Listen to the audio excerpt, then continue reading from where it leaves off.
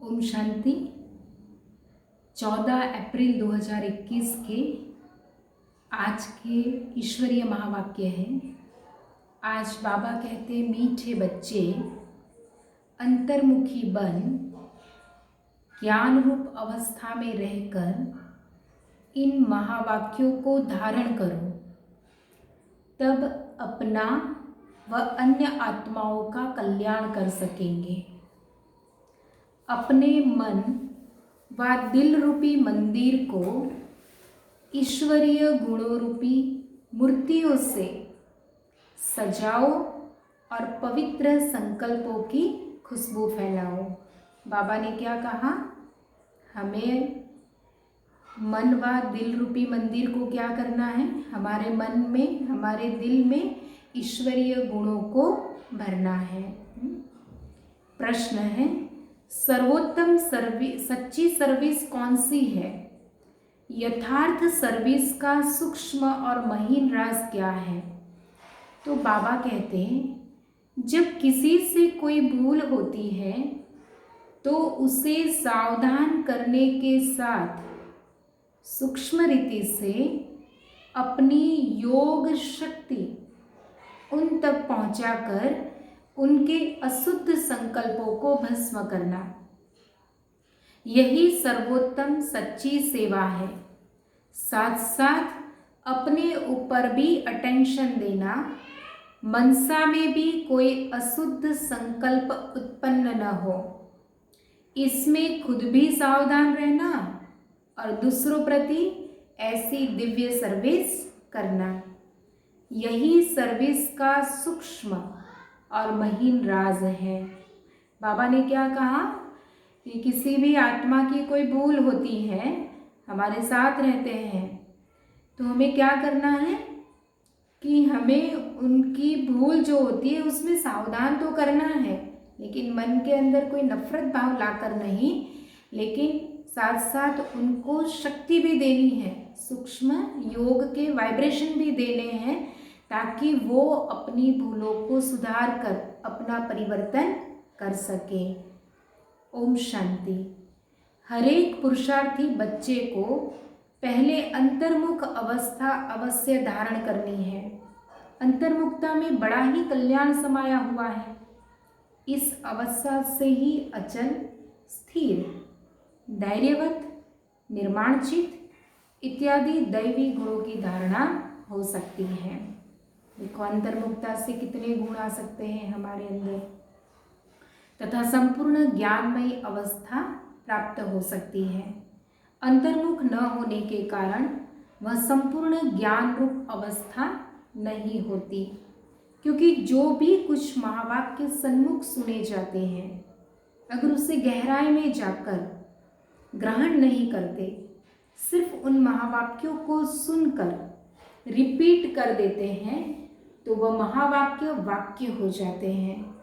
हमें सिर्फ रिपीट नहीं करना है, लेकिन बाबा ने कहा कि उन महावाक्यों को जो भी हम सुनते हैं उससे जीवन में धारण करना है। जब हम धारण करेंगे तभी तो हमारे अंदर परिवर्तन आएगा। जो ज्ञान रूप अवस्था में रहकर महावाक्य नहीं सुने जाते, उन महावाक्यों पर माया का परछाया पड़ जाता है। अब ऐसी माया के अशुद्ध वाइब्रेशन से भरे हुए महावाक्य सुनकर सिर्फ रिपीट करने से खुद सहित औरों का कल्याण होने के बदले अकल्याण हो जाता है। इसलिए बाबा क्या कहते हैं? हे बच्चों, एकदम अंतर्मुखी बन जाओ। आपका यह मंदिर मन मंदिर सदृश है। जैसे मंदिर से सदैव खुशबू आती है, ऐसे मन मंदिर जब पवित्र बनता है तो संकल्प भी पवित्र इमर्ज होते हैं। मन पवित्र है तो विचार भी पवित्र आते हैं। जैसे मंदिर में सिर्फ पवित्र देवी देवताओं के ही चित्र रखे जाते हैं, न कि असुरों के, दैत्यों के चित्र नहीं रखे जाते, वैसे ही मन मंदिर है तो मन के अंदर कौन से विचार आएंगे? मन पवित्र है तो विचार भी पवित्र आएंगे, आसुरी विचार हमें नहीं आएंगे। ऐसे तुम बच्चे अपने मन व दिल रूपी मंदिर को सर्व ईश्वरीय गुणों की मूर्तियों से सजा दो। वे गुण हैं कौन से? देखो बाबा ने कहा कि हमें अपनी मूर्ति को गुणों से सजाना है, तो वो कौन से गुण हैं? निर्मोह, निर्लोभ, निर्भय, धैर्यवत, निरअहंकार इत्यादि, क्योंकि यह सब तुम्हारी ही तो दिव्य लक्षण हैं। आप बच्चों को अपने मन मंदिर को उजियारा अर्थात संपूर्ण शुद्ध बनाना है। जब मन मंदिर उजियारा बने तभी अपने उजियारे प्यारे वैकुंठ देश में चल सके। तो अब अपने मन को उज्जवल बनाने का प्रयत्न करना है तथा मन सहित विकारी कर्मेंद्रियों को वश करना है, परंतु न सिर्फ अपना मगर अन्य प्रति भी यही दिव्य सेवा करनी है। वास्तव में सर्विस अर्थात सेवा का अर्थ है अति सूक्ष्म और महीन है। ऐसा नहीं कि इसकी भूल पर सिर्फ सावधान करना इतने तक सर्विस है, परंतु नहीं, उनको सूक्ष्म रीति अपनी योग की शक्ति पहुंचाए, उनके अशुद्ध संकल्प को भस्म कर देना, यही सर्वोत्तम सच्ची सर्विस है। और साथ साथ अपने ऊपर भी अटेंशन रखना है, न सिर्फ वाचा अथवा कर्मणा मगर मनसा में भी कोई अशुद्ध संकल्प उत्पन्न होता है तो उनका वाइब्रेशन अन्न के पास जाए सूक्ष्म रीति कल्याण करता है, जिसका बोझ खुद पर आता है और वही बोझ बंधन बन जाता है। इसलिए हे बच्चों खुद सावधान रहो। बाबा ने क्या कहा? हे बच्चों खुद सावधान रहो, फिर अन्य प्रति वही दिव्य सेवा करो। यही आप सेवाधारी बच्चों का अलौकिक कर्तव्य है। ऐसी सर्विस करने वालों को, हाँ बाबा ने क्या कहा? ऐसी सेवाएं करने वालों को अपने प्रति कोई भी सेवा नहीं लेनी है, दूसरों की सेवा भी नहीं लेनी। बाबा कहते बल कभी कोई अनायास भूल हो भी जाए तो उसे अपने बुद्धि योग बल से सदैव के लिए करेक्ट कर देना है। बाबा ने कहा कि कभी कोई भूल हो भी जाती है ना, तो उसको हमें क्या करना है? बुद्धि योग बल से उसको सदा के लिए सुधार देना है। ऐसा तीव्र पुरुषार्थी थोड़ा भी इशारा मिलने से शीघ्र महसूस करके परिवर्तन कर लेता है और आगे के लिए अच्छी रीति अटेंशन रख चलता है। यही विशाल बुद्धि बच्चों का कर्तव्य है। बाबा क्या कहते हैं? हे मेरे प्राणों, परमात्मा द्वारा रचे हुए इस अविनाशी राजस्व ज्ञान यज्ञ प्रति तन मन धन को संपूर्ण रीति से स्वाहा करने का राज बहुत महीन है। जिस घड़ी आप कहते हो कि मैं तन मन धन सहित यज्ञ में स्वाहा अर्थात अर्पण हो चुका, उस घड़ी से लेकर अपना कुछ भी नहीं रहता। बाबा कहते त्याग का भी त्याग, मैंने त्याग किया है, ये भी हमारी बुद्धि में नहीं आना चाहिए। तो त्याग का भी त्याग, उसको कहते हैं समर्पण भाव भगवान के प्रति। तो उससे भी पहले तन मन को संपूर्ण रीति से सेवा में लगाना है। जब हमारा मन भगवान के अंदर लगता है, तन भी भगवान की सेवा में लगता है, तो बाबा क्या कहते हैं? जब सब कुछ यज्ञ अथवा परमात्मा के प्रति है, फिर अपने प्रति कुछ नहीं रहता है। धन भी व्यर्थ नहीं गवा सकते, मेरा है ही नहीं तो व्यर्थ कैसे गवाए? भगवान का है तो उसको हमें सत्कार्य में ही यूज़ करना है। मन भी अशुद्ध संकल्प विकल्प तरफ दौड़ नहीं सकता, क्योंकि परमात्मा को अर्पण कर दिया। जब मन ही परमात्मा का हो गया, तन भी परमात्मा का हो गया, मेरा कुछ भी नहीं है, तो मन में व्यर्थ विचार कैसे आएंगे ना। फिर दूसरी कि तन भी परमात्मा का हो गया, तो तन हमें सिर्फ ईश्वर की सेवा में ही लगाना है। अब परमात्मा तो है ही शुद्ध शांत स्वरूप, इस कारण अशुद्ध संकल्प स्वतः शांत हो जाते हैं।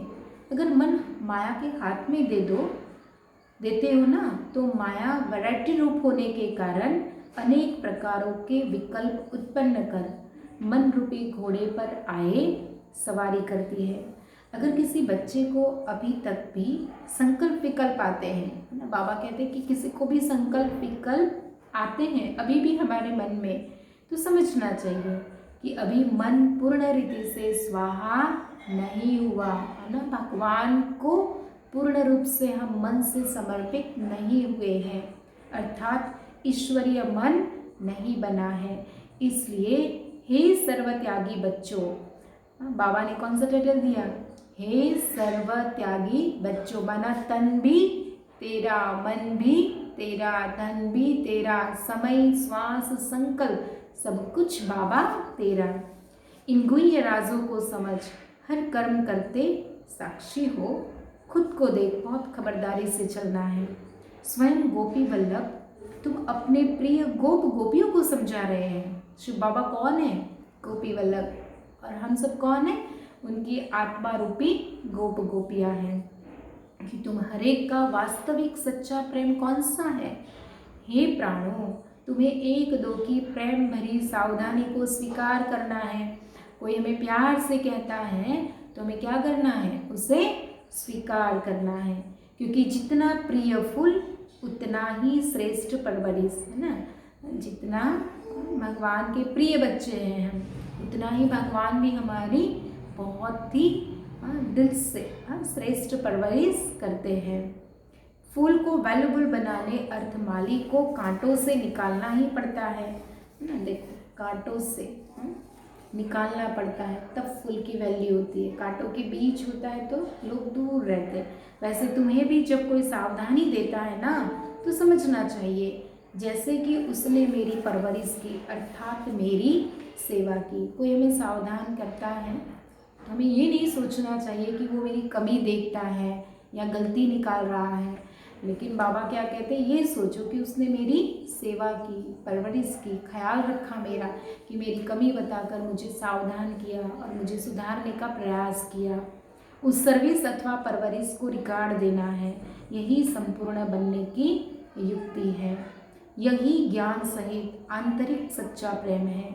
इस दिव्य प्रेम में एक दो के लिए बहुत रिकॉर्ड होना चाहिए। बाबा के लिए एक दो के लिए बहुत रिकॉर्ड होना चाहिए। हर एक बात में पहले खुद को ही सावधान करना है। पहले पापा कहते खुद को सावधान करना है, खुद का परिवर्तन होना चाहिए। यही निर्माण चित अति मधुर अवस्था है। ऐसे प्रेम पूर्वक चलने से तुम्हें जैसे यहाँ ही वे सतयुग के सुहावने दिन आंतरिक महसूस होंगे, वहाँ तो ये प्रेम नेचुरल रहता है, लेकिन बाबा कहते हैं संगम युग पर भी हमारे लिए सबके प्रति हमारे मन में बहुत श्रेष्ठ भाव रहता है, तो हमें यही सतयुग लगेगा, क्योंकि सतयुग में तो सबका प्यार आपस में एक दूसरे के प्रति नेचुरल रहता है। परंतु इस संगम के स्वीटेस्ट समय पर, मीठे समय पर एक दो के लिए सेवा करने का अति मीठा रमणीक प्रेम है। यही शुद्ध प्रेम जग में गाया हुआ है। कौन सा प्यार? आत्मिक प्यार की बाबा बात बताते हैं। किसी आत्मा के प्रति शुभ भावना रखना, उनके लिए अच्छा सोचना, तो वो हमारा उस आत्मा के प्रति निस्वार्थ और सच्चा आत्मिक प्यार है। तो बाबा कहते यही शुद्ध प्रेम जग में गाया हुआ है। तुम हरेक चैतन्य फूलों को हरदम हर्षित मुख होकर रहना है, क्योंकि निश्चय बुद्धि होने के कारण तुम्हारी नस नस में संपूर्ण ईश्वरीय ताकत समाई हुई है। हमें भगवान में जितना निश्चय है उतना, बाबा ने कहा, देखो वंडरफुल लाइन बताई बाबा ने, अंडरलाइन करने जैसी है, कि बच्चों की नस नस में, भगवान के बच्चों की नस नस में संपूर्ण ईश्वरीय ताकत समाई हुई है। हमें सिर्फ उसको यूज़ करना है। ऐसी आकर्षण शक्ति अपना दिव्य चमत्कार अवश्य निकालती है। जैसे छोटे निर्दोष बच्चे शुद्ध पवित्र होने कारण सदैव हंसते रहते हैं और अपने रमणीक चरित्र से सबको बहुत खींचते हैं, वैसे तुम हर एक की ऐसी ईश्वरीय रमणीक जीवन होनी चाहिए। इसके लिए तुम्हें किसी भी युक्ति से अपने आसुरी स्वभावों पर जीत प्राप्त करनी है। बाबा ने क्या कहा कि हमें भी क्या करना है, कई बार कहते हैं ना मेरा स्वभाव ऐसा है, तो हमें अपने आसुरी स्वभाव पर जीत प्राप्त करनी है। जब कोई को देखो कि ये क्रोध विकार के वश हो मेरे सामने आता है, तो उनके सामने ज्ञान रूप हो, बचपन की मीठी रीति से मुस्कुराते रहो, वो खुद शांतचित हो जाएगा, अर्थात विस्मृति स्वरूप से स्मृति में आ जाएगा। भले उनको पता न भी पड़े, लेकिन सूक्ष्म रीति से उनके ऊपर जीत पाकर मालिक बन जाना, यही मालिक और बालकपन की सर्वोच्च शिरोमणि विधि है। ईश्वर जैसे संपूर्ण ज्ञान रूप, वैसे फिर संपूर्ण प्रेम रूप भी है। भगवान ज्ञान रूप भी है और प्रेम रूप भी है। ईश्वर में दोनों ही क्वालिटीज समाई हुई हैं। भगवान के अंदर ये दोनों गुण हैं। कौन सा? ज्ञान के सागर भी हैं तो प्रेम के भी सागर हैं, परंतु फर्स्ट ज्ञान, सेकंड प्रेम।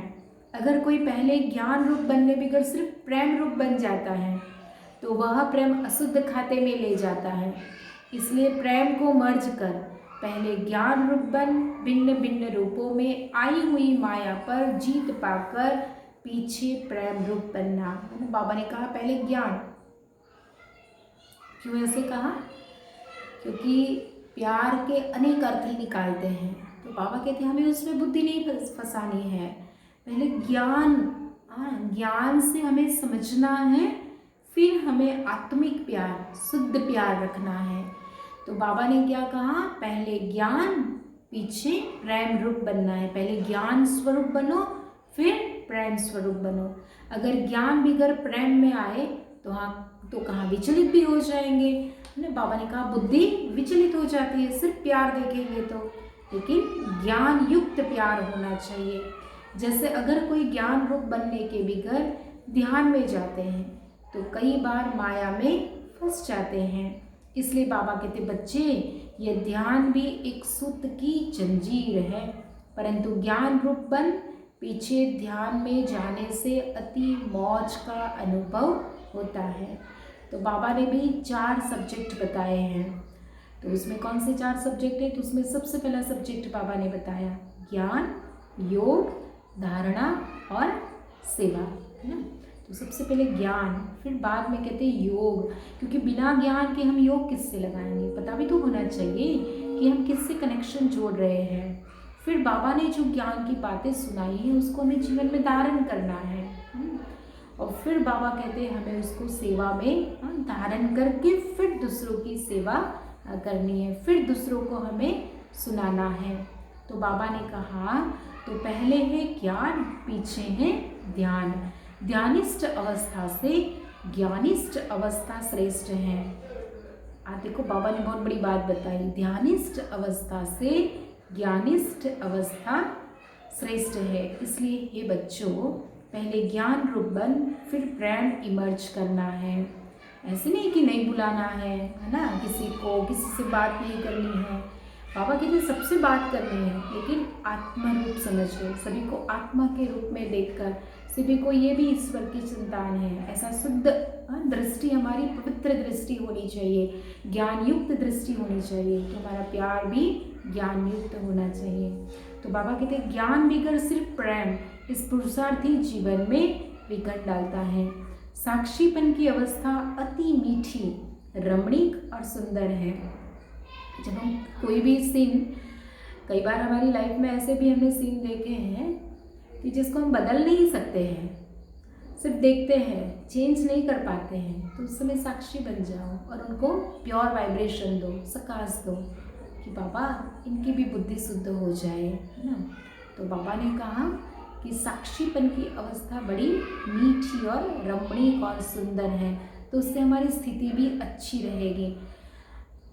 हमारी स्थिति बिगड़ती कब है? जब हम साक्षी नहीं बनते, है ना। साक्षी नहीं बनते माना ये क्यों हुआ, कैसे हुआ, ऐसे होना चाहिए था, ऐसे करना चाहिए था। तो बाबा कहते कि जिसमें हम परिवर्तन नहीं कर सकते हैं, किसी को बोल भी नहीं सकते हैं, अगर हम कुछ कहने जाएंगे तो उल्टा हो जाएगा, तो ऐसे समय पर हमें साक्षी बनना है और उनको बहुत ही प्यार से प्योर वाइब्रेशन, बहुत ही सूक्ष्म में योग युक्त उनको होकर सकाश देनी है। तो बाबा ने कहा इस अवस्था पर ही आगे की जीवन का सारा मदार है। जैसे कोई के पास कोई शारीरिक भोगना आती है, उस समय अगर वह साक्षी सुखरूप अवस्था में उपस्थित हो, उसे भोगता है, तो पास्ट कर्मों को भोग चुकता भी करता है और साथ साथ फ्यूचर के लिए सुख का हिसाब भी बनाता है। समझो कि किसी को कोई बीमारी आई तो सोचे कि हमारे पास्ट के कर्मों का हिसाब है, वो फटाफट चुकता हो जाएगा और हम ठीक हो जाएंगे। तो बाबा क्या कहते हैं कि उसमें भी हमें साक्षी बनकर हमारे हिसाब चुकता करने हैं। तो यह साक्षीपन की सुखरूप अवस्था पास्ट और फ्यूचर दोनों से कनेक्शन रखती है। तो बाबा कहते हैं हम जल्दी ठीक भी हो जाएंगे और हमारा आगे का फ्यूचर भी बहुत ही सिक्योर हो जाएगा। तो इस राज को समझने से कोई भी ऐसे नहीं कहेगा कि मेरा यह सुहावना समय सिर्फ चुकतू करने में चला गया। सिर्फ चुकतू नहीं करना, बाबा कहते हैं कि उसको योग से और भी क्या करना है, हिसाब चुकतू करने के साथ साथ हमें परमात्मा के साथ सच्चा और श्रेष्ठ हिसाब भी बनाना है। क्योंकि बीमारी के टाइम ही हमें सबसे ज़्यादा किसकी याद आती है, भगवान की। तो हमारा सबसे अच्छा हिसाब किसके साथ बनता है, परमात्मा के साथ।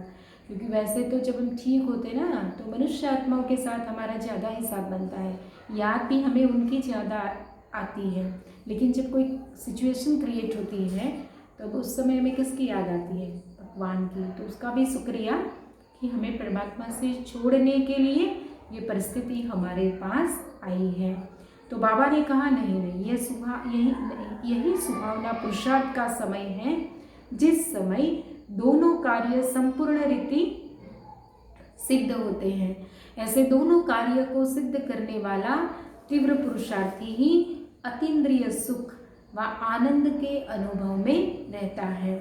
इस वैरायटी विराट ड्रामा की हर एक बात में तुम बच्चों को संपूर्ण निश्चय होना चाहिए, क्योंकि ये बना बनाया ड्रामा बिल्कुल वफादार है। बाबा ने क्या कहा, ये बना बनाया ड्रामा बिल्कुल वफादार है। देखो ये ड्रामा हर एक जीव प्राणी से उनका पार्ट पूर्ण रीति बजवाता है, चाहे ना चाहे। लेकिन हमें जो अपना रोल मिला है वो तो हमें करना ही पड़ता है, चाहे हम खुशी से करें चाहे दुखी होकर करें, लेकिन रोल तो हमें प्ले करना ही है। तो जब हमें रोल प्ले करना ही है तो क्यों ना हम खुशी खुशी से करें, दुखी होकर क्यों करें। सोचो ये हमारा रोल जो है वो थोड़ा है, वो पूरा होके फिर आगे एकदम बेस्ट सुख वाला रोल आने वाला है ना। क्योंकि कोई भी परिस्थिति जो है वो ज़्यादा समय नहीं टिकती है ना, कि थोड़ा सा दुख का समय है फिर तुरंत सुख का समय आता है। भल कोई राग है, भल कोई रॉन्ग है, तो वह रॉन्ग पार्ट भी पूर्ण रीति से बजाता है। हर एक को एक जैसा सुख स्वरूप का पार्ट मिल जाए तो दुनिया में स्वर्ग आ जाए। लेकिन बाबा क्या कहते हैं, अगर कोई रॉन्ग पार्ट भी प्ले करता है, उसके डायलॉग्स ही उसको ऐसे बोलने हैं, तो जब उसका रोल ही वैसा है तो हम क्यों उसके रोल से डिस्टर्ब हो। क्योंकि हम ज़्यादातर डिस्टर्ब क्यों होते हैं, किसी का रोल देखकर। उसने ऐसे डायलॉग्स बोले, माना उसने मुझे ऐसे बोला, तो ये सोच सोच कर हम ज़्यादा डिस्टर्ब होते हैं। तो बाबा क्या कहते हैं कि उसका रोल ही रॉन्ग है तो वो भी तो पूर्ण रीति से बजाता है, अच्छे से बजाता है। तो हमें अपना अच्छा रोल भी बहुत ही श्रेष्ठ से श्रेष्ठ प्ले करना है। हमें किसी का रोल देखकर, किसी के डायलॉग्स देखकर, किसी के व्यवहार देखकर हमें ना अपना रोल बिगाड़ना है, ना ही हमें अपने डायलॉग्स जो अच्छे हैं ना ही वो गलत बनाने हैं, और ना ही किसी का व्यवहार देखकर हमें हमारा व्यवहार बिगाड़ना है। क्योंकि कई बार हम क्या कहते हैं कि उन्होंने हमसे व्यवहार ही ऐसा किया तो हमें भी तो सामने ऐसा व्यवहार करना पड़ा। तो आज बाबा ने कहा कि हमें किसी का रोल देखकर हमें अपना रोल नहीं बिगाड़ना। अगर हम ये लाइन भी धारण कर लेना तो भी हम लाइफ में बहुत ही खुश रह सकते हैं, क्योंकि हम दुखी इसलिए होते हैं दूसरों को देखकर। तो बाबा कहते हैं कि भल कोई रॉन्ग है तो वह रॉन्ग पार्ट भी पूर्ण रीति से बजाता है। यह भी ड्रामा की नूंद है। जब रॉन्ग और राइट दोनों ही प्लान में नूंदे हुए हैं ये नाटक के अंदर उनका रोल ही ऐसा है, कई बार रॉन्ग प्ले भी करते हैं और राइट प्ले भी करते हैं। तो बाबा कहते हैं ऐसी नूंद ही है। तो फिर कोई बात में संशय उठाना ये ज्ञान नहीं है, क्योंकि हर एक एक्टर अपना अपना पार्ट बजा रहा है। जैसे बाइस्कोप में अनेक भिन्न भिन्न नाम रूपधारी एक्टर्स अपनी अपनी एक्टिंग करते हैं। कोई भी फिल्म देखते हैं तो क्या होता है, हर एक अपना अलग अलग रोल प्ले करते हैं ना। हम किसी के रोल को देखकर डिस्टर्ब होते हैं क्या? अगर होते भी हैं कि इनको ये रोल नहीं करना चाहिए तो हम टीवी को तो तोड़ नहीं देते, तोड़ते हैं क्या? नहीं तोड़ते, देखते हैं ना साक्षी बनकर। तो वैसे हमें भी क्या करना है, हर एक के रोल को हमें साक्षी होकर देखना है। तो किससे नफरत आवे और किससे हर्षित होवे ऐसा नहीं होता है। पता है कि यह खेल है जिसमें हर एक को अपना अपना गुड व बैड पार्ट मिला हुआ है। किसी को अच्छा रोल मिला है तो किसी को बैड रोल भी, माना खराब रोल भी मिला हुआ है। કઈ છે ને કે એને પાર્ટ જ એવો મળ્યો છે, પાર્ટ જ એવો બજાવવાનો છે, તો એમાં એ બી શું કરે, એને ડાયલોગ જ એવા બોલવાના છે, तो પછી એમાં એનો પણ વાંક નથી ना। तो बाबा क्या कहते हैं, वैसे ही इस अनादि बने हुए बाइस्कोप भी साक्षी हो एक रस अवस्था से हर्षित मुख होकर देखते रहना है। तो वो तो 3 घंटे का नाटक है, 3 घंटे की फिल्म है ये। बाबा कहते हैं 5000 वर्ष का नाटक है ना। तो हमें क्या करना है, डिस्टर्ब होना नहीं है और उसको साक्षी होकर देखना है। और हमें खुद को तो बहुत ही मौज में और आनंद में रहना है। संगठन में ये पॉइंट्स बहुत अच्छी रीति धारण करनी है। आज बाबा ने बहुत एक अच्छी पॉइंट्स बताए कि अगर हमें भगवान में निश्चय है तो निश्चय की निशानी क्या, चेहरा सदा खुशनुमा। बाबा बैठा है ना, वंडरफुल बाबा हो जाएगा, क्या बड़ी बात है। ये दादी जानकी का स्लोगन। तो देखो कि जब हमें बाबा पर निश्चय है तो सब कुछ बाबा हैंडल कर लेंगे, है ना। और जो भी ड्रामा एक्यूरेट बना हुआ है, हर एक का रोल भी एक्यूरेट है ना। तो बाबा कहते चेहरा कैसा होगा, हमेशा चीयरफुल। भगवान को भी कैसा फेस पसंद है, हमें भी किसी का कैसा फेस देखना हम पसंद करेंगे, हर्षित वाला ना। तो हमें भी क्या करना है, जब भगवान मिले तो हमें भी अपना फेस एकदम हर्षित मुख रखना है। निश्चय, पूरा निश्चय की निशानी क्या है, हर दम, हर घड़ी, हर पल चेहरे पे मुस्कुराहट, बाबा बैठा है, बस एक निश्चय होना चाहिए। तो एक दो को ईश्वरीय रूप से देखना, महसूसता का ज्ञान उठाए, सर्व ईश्वरीय गुणों की धारणा करनी है। अपने लक्ष्य स्वरूप की स्मृति से शांत चित, निर्माण चित, धैर्यवत, मिठास, शीतलता इत्यादि सर्व दैवी गुण इमर्ज करने हैं। आज पापा ने तीसरी बार बताया कि हमारे अंदर ये सारे गुण इमर्ज करने हैं। वैसे भी देखो आज से चैत्र नवरात्रि प्रारंभ हुई है ना। तो आज हम देवी माँ की पूजा भी करते लोग करेंगे ना आज से। तो उनकी पूजा क्यों होती है, उनके गुणों से उनकी पूजा होती है, उनके गुण देखकर हम उनकी पूजा करते हैं। तो वैसे ही हमारे अंदर भी बाबा कहते हैं यही गुण हमें क्या करना है, धारण करना है। सिर्फ पूजा तो करनी है, पूजा करें, लेकिन पूजा के साथ साथ वो देवी माँ के अंदर जो भी गुण है वो हमें अपने अंदर भी धारण करना है। तब जाके हम जो नवरात्रि मनाते हैं या व्रत उपवास करते हैं वो जाके सफल होता है। क्योंकि हम क्या करते हैं, अन्न का व्रत लेते हैं, लेकिन हमें क्या करना है, हमारे अवगुणों का भी व्रत लेना है ना। क्योंकि हर एक को पता है, जब हम सेल्फ एनालिसिस करते हैं तो हमें पता है ना हमारे अंदर कौन सा अवगुण है। तो एटलीस्ट इन 9 दिनों के अंदर हमारे अंदर कोई भी एक अवगुण है उसको हमें दूर करना है और गुणों को धारण करना है।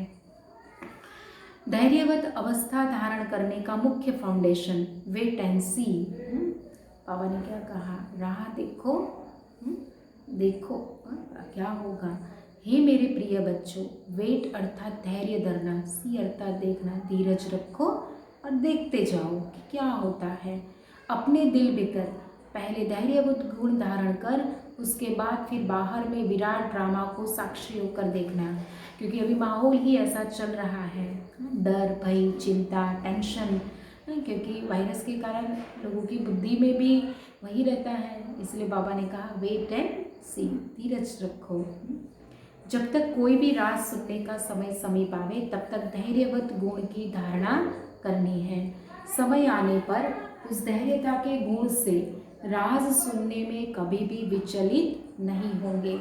इसलिए ये पुरुषार्थी प्राणों जरा ठहरो। देखो बाबा कितना प्यार से कहता है, जरा ठहरो और आगे बढ़कर रास देखते चलो। इसी धैर्यवत अवस्था से सारा कर्तव्य संपूर्ण रीति से सिद्ध होता है।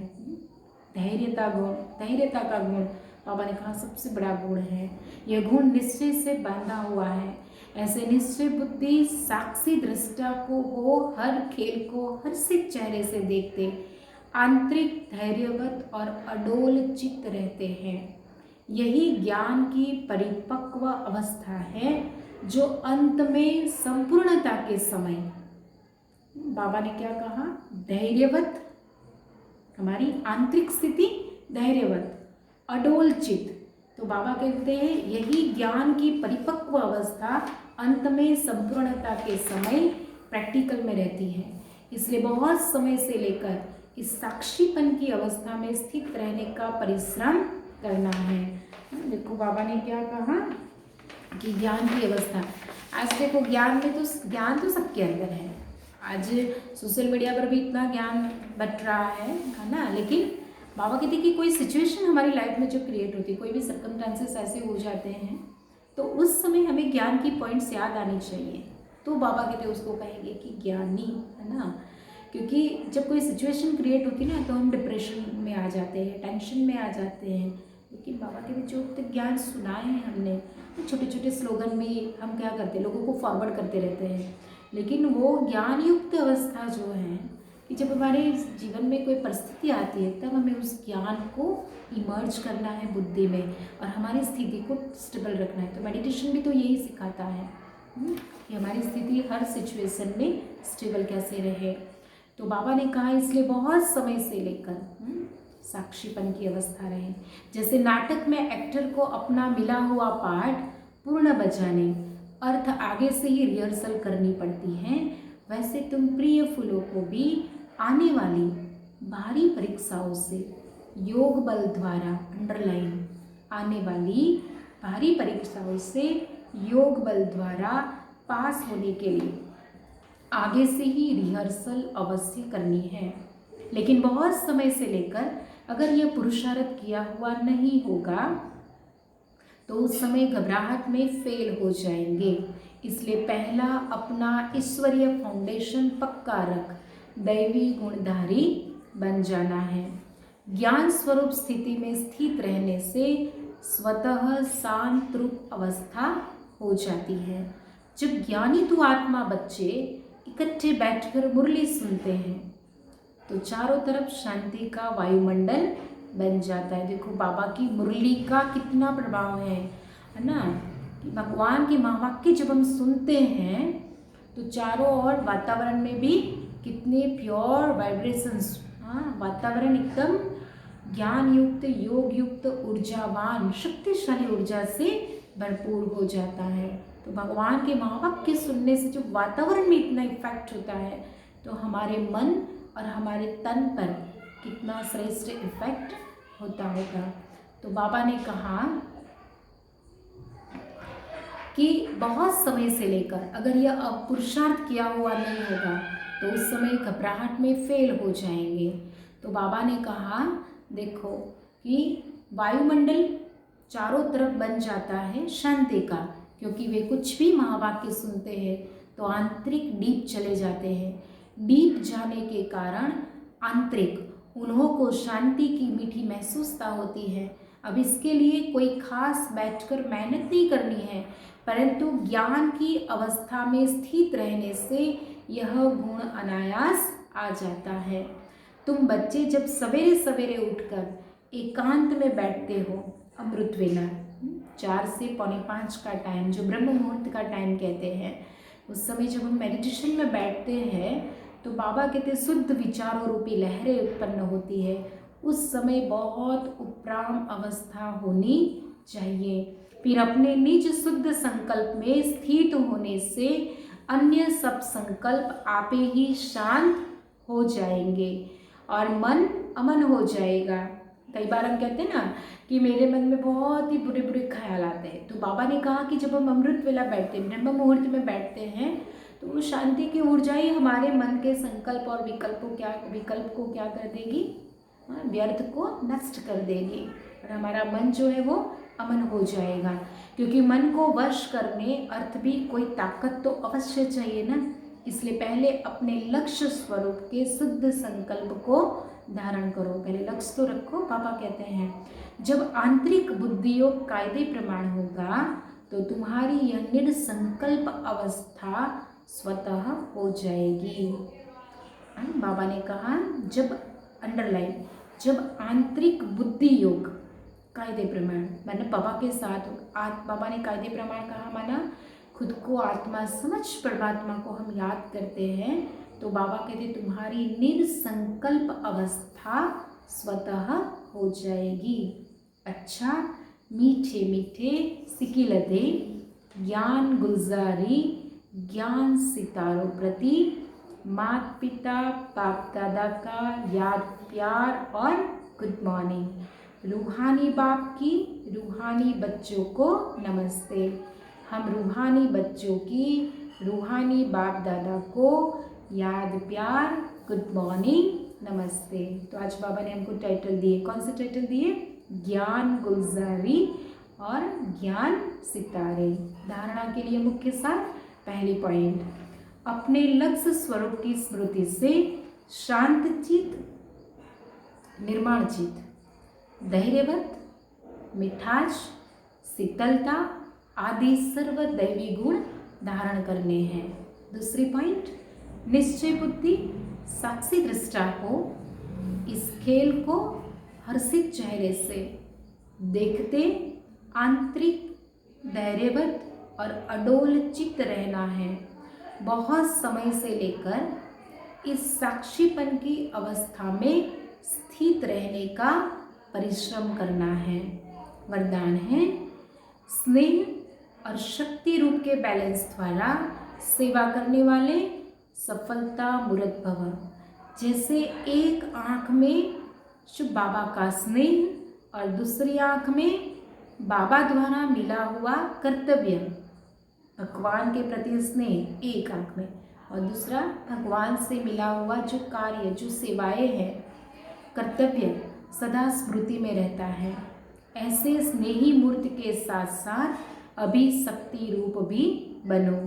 स्नेह के साथ साथ शब्दों में ऐसा जौहर हो जो किसी का भी हृदय विदीर्ण कर दे।